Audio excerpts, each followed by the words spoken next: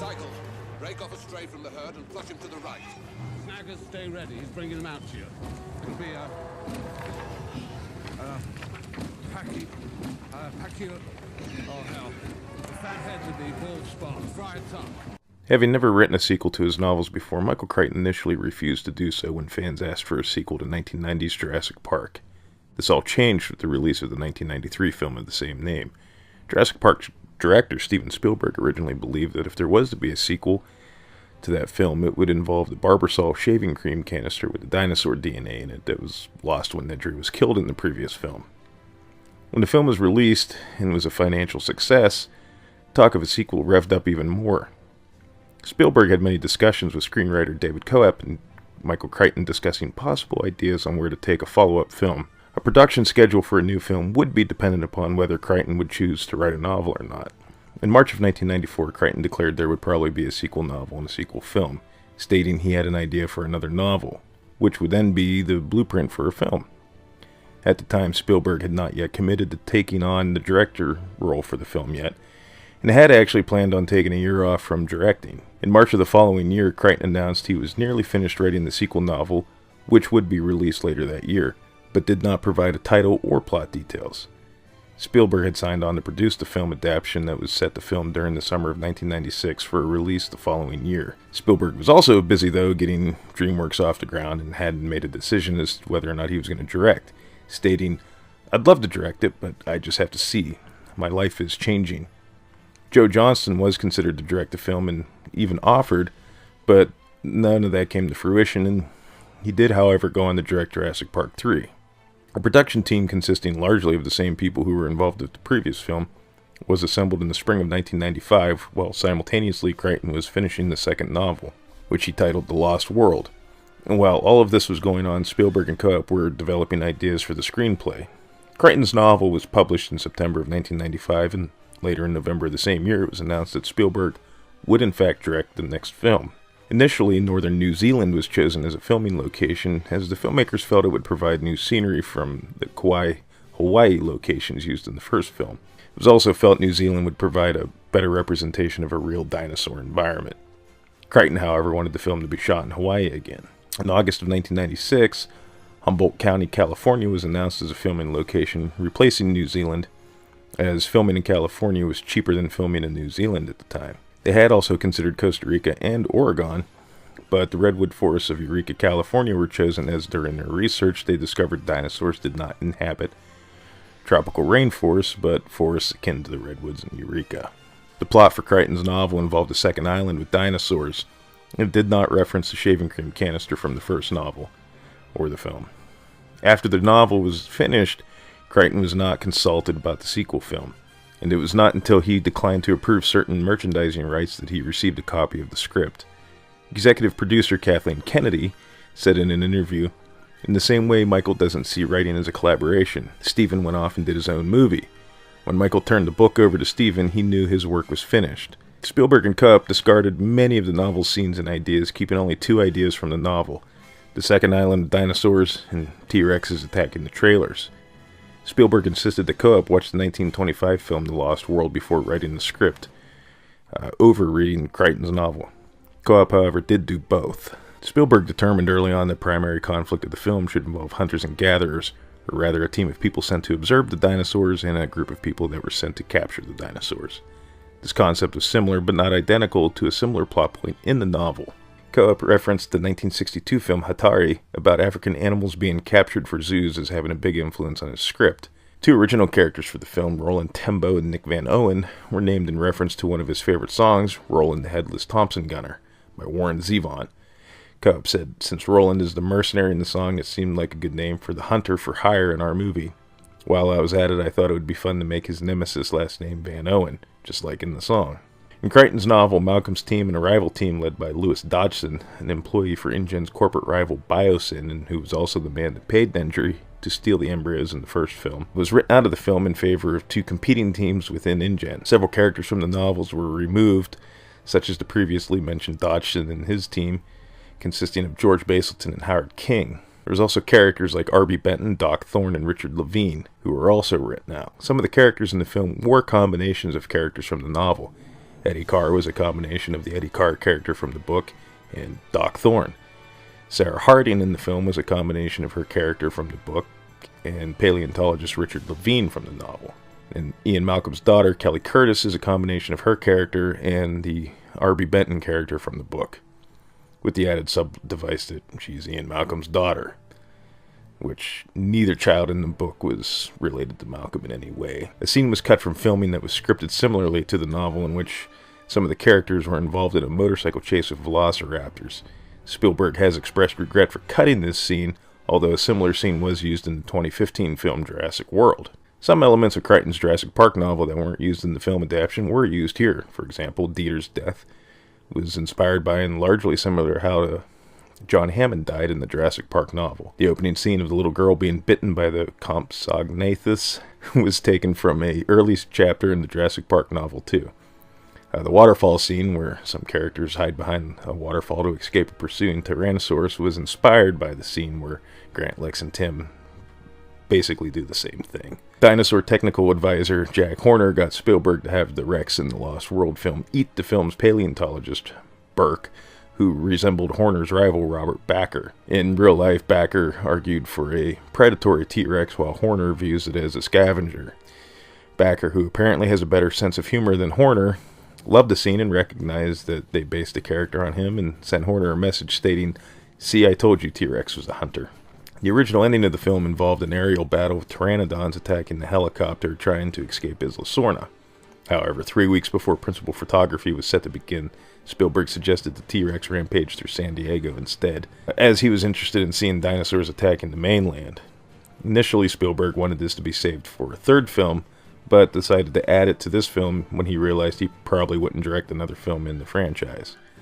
The sequence was inspired by a similar scene with the Brontosaurus in London from the 1925 film The Lost World. Principal photography began on September 5, 1996 in Fern Canyon, which is part of California's Prairie Creek Redwood State Park. This continued for 2 weeks here and in other state parks and private land in Northern California, including the original scouted location in Eureka. In the fall of 1996, filming moved to the stages at Universal Studios Hollywood. The Site B Worker Village was constructed at this location and left intact to become a part of the theme park tour. For the scene with the trailers dangling from the cliff, a whole mountainside was built over the structure of Universal's multi-story car park. Principal photography finished ahead of schedule on December 11, 1996. However, in mid-December, plans were approved to shoot the opening sequence on a beach in Kauai, Hawaii, which was originally supposed to be shot in New Zealand. Even though Spielberg was present and visited the set, the sequence was largely shot by second unit. The film once again blended practical effects with CGI, Stan Winston's animatronics being used for close-ups and ILM digitally animating dinosaurs in wide shots. Once again, it all works extremely well, as most of the action takes place at night, so the wrinkles in the CGI don't really become that apparent. The visuals hold up extremely well after 21 years, and Stan Winston's team once again delivered with astounding animatronics, this time bringing 2 Tyrannosaurs to the table, and even improving upon the mechanics of their original design for the first movie. This time the Rex puppets were mounted to car systems that ran on tracks, providing the team with ease of movement. This, however, required the sets to be built around the puppets. The Lost World Jurassic Park stars Jeff Goldblum as Ian Malcolm, Julianne Moore as Dr. Sarah Harding, Vince Vaughn as Nick Van Owen, Pete Postlethwaite as, I probably fucked that up, as Roland Tembo, Vanessa Lee Chester as Kelly Curtis, Arliss Howard as Peter Ludlow, Richard Schiff as Eddie Carr, and Peter Stormare as Dieter Stark, with Harvey Jason, Richard Attenborough, Ariana Richards, Joseph Mazzello, and Thomas F. Duffy. The film opens on Isla Sorna with a well-to-do family on the shore enjoying a meal during their family vacation. The family's little girl wanders off and happens upon a pack of Compsognathus. She feeds them some of her sandwich, but is eventually attacked. We don't see the attack, we just get what is probably one of the worst cuts in a Steven Spielberg film that I've ever seen.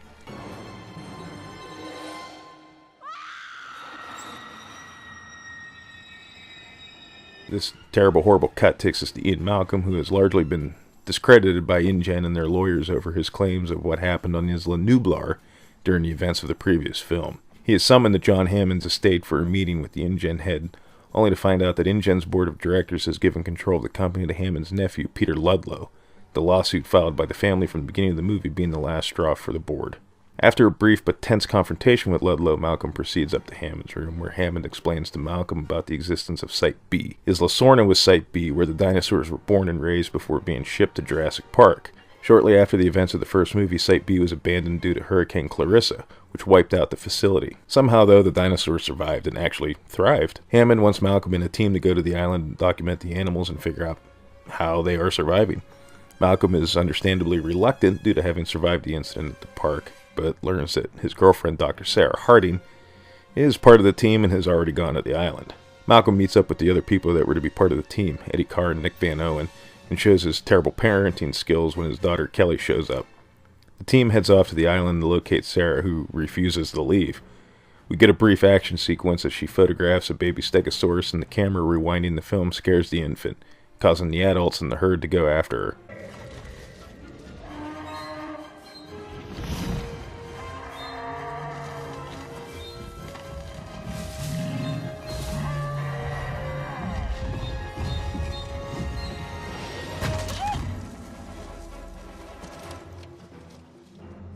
Afterwards, while heading back to the vehicles, they brought Nick Smells Smoke, prompting everybody to hurry back. Discovering Malcolm's daughter Kelly had stowed away in the trailers that were to be used as a mobile base. While Malcolm argues with Kelly, the team watches his helicopters start flying over. They're InGen helicopters. Confused by why Hammond would send two teams, they go to check on what's going on. This team is Ludlow's team, led by Roland Tembo, brought in to round up the animals from the island so they can be taken back to San Diego's original location of Jurassic Park. Tembo is quick to assert himself when Ludlow wants to set up camp on a game trail. Peter, if you want me to run your little camping trip, there are two conditions. Firstly, I'm in charge, and when I'm not around, Dieter is. All you need to do is sign the checks, tell us we're doing a good job, and open your case of scotch when we have a good day. Second condition, my fee. You can keep it. All I want in exchange for my services is the right to hunt one of the tyrannosaurs. A male, a buck only. How and why are my business. Now, if you don't like either of those two conditions, you're on your own. After what is considered to be a successful roundup with a little bit of comedy, Roland and his hunting partner AJ head off to hunt a male Tyrannosaurus. They find the nest and use the lone infant Rex to lure out the parents. In a deleted scene, the infant's leg was broken when a drunken Ludlow comes across Roland and the infant and steps on its leg. But in the cut we get, we just cut to the injured infant wailing while Roland and AJ wait patiently. Meanwhile, Van Owen and Sarah sneak into the hunters' camp so that Van Owen, who was sent by Hammond in case such an incident would occur, can free the captured animals. While Ludlow is given a presentation to the InGen board, the freed animals begin destroying the camp. While leaving the camp, Van Owen happens upon the injured infant Tyrannosaur and insists on taking it back to try to fix the broken leg. Once they arrive at the trailers, the infant's cries start to scare Kelly, and she requests that she be taken somewhere else. So Malcolm takes her to the team's hide. While there, they hear the enraged bellows of the adult Tyrannosauruses discovering their nest empty, prompting Malcolm to try to make contact with the trailers. When nobody answers, he heads back to the trailers on foot. Shortly after arriving at the trailers, the adult Tyrannosaurs also arrive.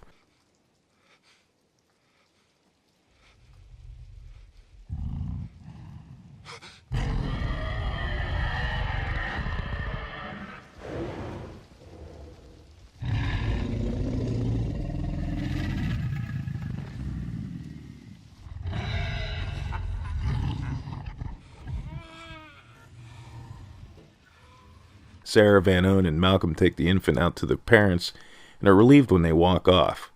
But the Tyrannosaurs end up viciously attacking the trailers, trying to push them over the cliff. One of the trailers does go over the edge, but is held from falling by the accordion connection between the two trailers.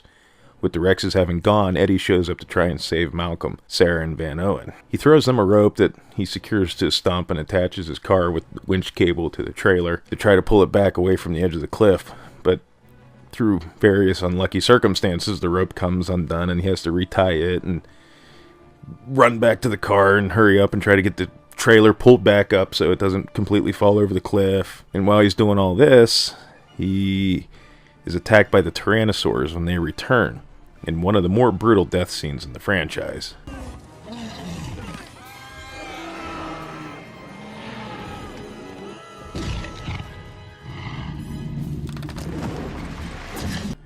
With Eddie being eaten, there's nothing to stop the trailers from going over the cliff. They fall, but the three people climbing the rope are unscathed. Plot armor. When they reach the top of the cliff, They are greeted by Roland and his team. The two teams work together to get off the island, rather reluctantly, but along the way, Dieter gets lost in the forest when he takes a break from the group to go take a piss, getting eaten by a pack of Compsognathus in the process. That night, the team makes camp for the night only to have the adult Rexes, who followed the scent of their infant's blood on Sarah's jacket, come into the camp and cause pandemonium. Sarah, Kelly, Van Owen, and a few of Roland's team make a break for it and hide behind a waterfall, only for Burke to get eaten when he panics after a snake gets into his shirt. The rest of Roland's team ends up in a clearing with high grass, only to get picked off one by a pack of velociraptors.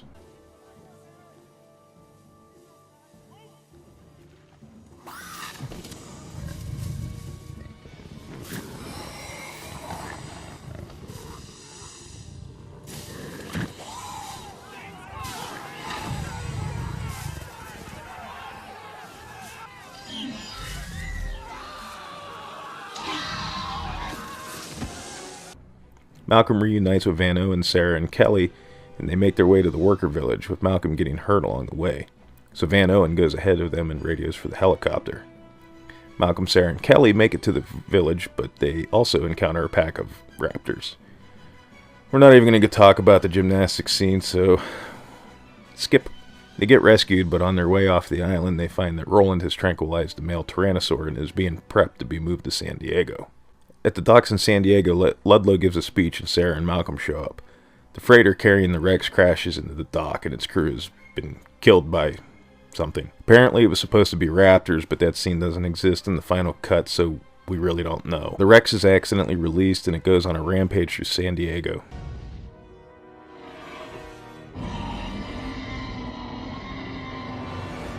Ludlow gives Sarah and Malcolm the location of the infant, and they go to retrieve it to try and lure the adult back to the ship. The adult, meanwhile, drinks from a pool, eats a dog, destroys a bus, eats David Coe up for writing this horrible mess of a script.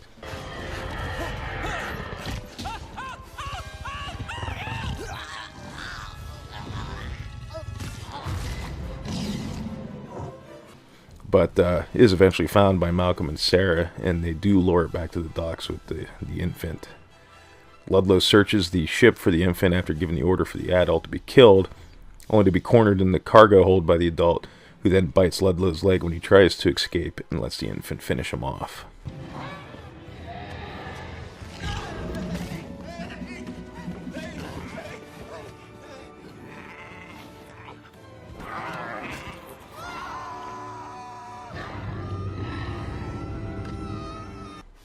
The adult Tyrannosaurus and the infant are transported back to the Site B facility, and Hammond is on TV saying these animals need to be left alone to thrive, as the island is to be set up as like a biological preserve. And that was The Lost World Jurassic Park, and it was okay. I read the novel before I saw the movie, and the novel is vastly different. And I'm not just saying like a little different. I mean, most novel to film adaptations do have some differences, and there's some creative liberties taken, but I mean it is completely fucking different. Characters are changed around, their characterizations are completely different. Probably the biggest example is Sarah in the novel is a tough chick that can handle her own and actually saves Malcolm's life during the trailer attack by the Rexes. She carries him on her back while climbing underneath of the trailers to get back to the top of the cliff. I mean, this chick doesn't fuck around. And I'm not here to get into nitpick about the differences between the novel and the film, though. We're talking about the film, and it does have some great moments. The trailer attack is top-notch and just as suspenseful as when the Rex attacks the Explorer in the first film. The scene with the raptors in the tall grass is another fantastic scene that would be at home in most horror movies. Even Dieter's death at the hands of the compies, while it's something that could have been very cheesy, having this dude killed by what amounts to a pack of featherless chickens, it's actually kind of scary seeing this capable adult get subdued by these little bastards. In the novels, their bite was poisonous, and given how Dieter kind of gets sluggish and disoriented during the attack, it's possible that's what's going on here too, but it's never specifically stated. Yes, the characters make some dumb decisions, like Sarah continuing to wear the jacket with the infant Rex's blood on it, or Burke freaking out about the snake getting eaten, but I mean, I guess in those situations, you wouldn't necessarily consider that kind of stuff in the moment? I don't know. While the movie isn't necessarily as good as Jurassic Park, it is leagues above Jurassic Park 3, and for the longest time I never really liked the Rex Rampage in San Diego, but I guess it's better than the ending that they were originally going to go with. In the modern era of Netflix shows, this actually probably would have been perfect for that kind of adaptation, following the novel more closely and giving the story some real weight to it. Because as it stands right now, the plot doesn't really it doesn't have that same weight that the novel does, or even the first film had. It's basically a retread of man should not try to control that which he does not understand, and we get the consequences of those actions. This movie is probably the most divisive of the franchise, with people either loving it or hating it. While I don't hate it, I don't love it either. I think it is a fine film and worth a watch for the visual effects alone. Yes, a scene like the gymnastics scene feels really far-fetched, especially in a movie with dinosaurs running around eating people. And I do feel that it completely breaks the flow of the scene, but I mean, because it's just fucking ridiculous.